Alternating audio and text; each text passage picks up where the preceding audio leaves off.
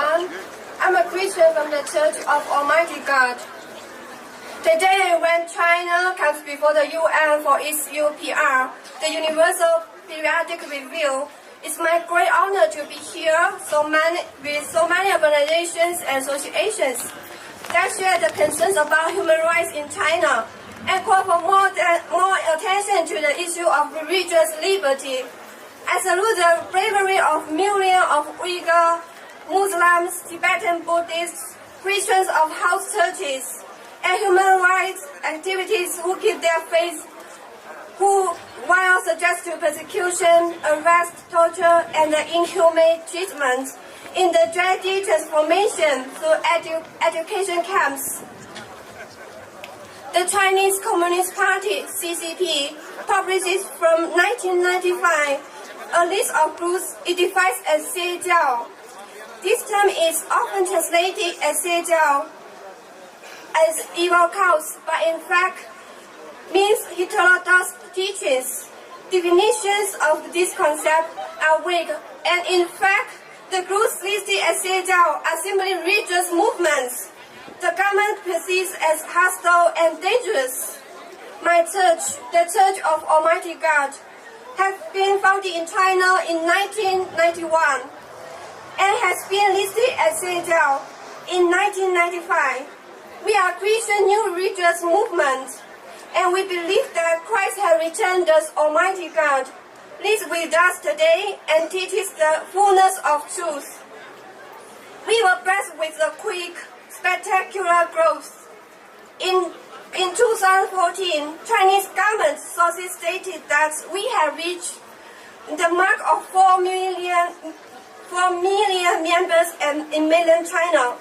Not only the CCP persecutes us, it has also launched a spectacular campaign of fake news against our church, accusing us of causing riots and even of a homicide.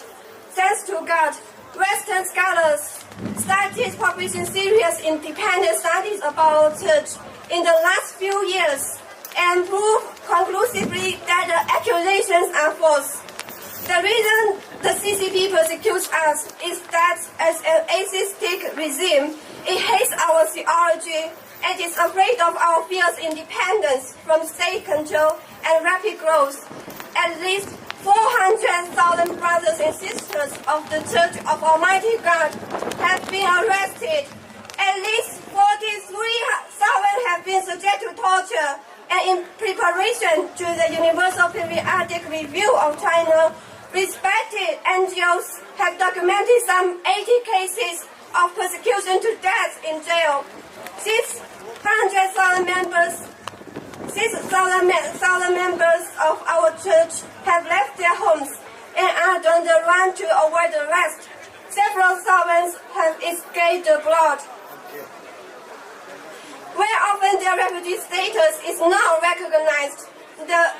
Due to false information about our church, Chinese pressures and general hostility to refugees, sworn declarations and documents submitted to the Human Rights Council for the Universal Periodic Review tell the horrific stories of how too many of our brothers and sisters in China are hunted like beasts.